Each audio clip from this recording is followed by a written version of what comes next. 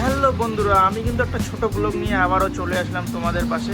বর্তমান আছি আমি পান্ডালুরে কেরলে। তো এই যে দেখুন ভিউ রাস্তার। তো বন্ধুরা, আমি কিন্তু কাজ করতেছি এই যে এই ফ্ল্যাটে। ঠিক আছে, আজকে আমার ফার্স্ট দিন কাজের। তো কাজ করতেছি, এখন আসছে বৃষ্টি, তার জন্য কিন্তু আমি একটা ছোট্ট করে ব্লগ ভিডিও বানিয়ে নিলাম। তো এই যে দেখুন এখানকার রাস্তাঘাট হচ্ছে এরকম একদম সাফ সুতরা ও পরিষ্কার।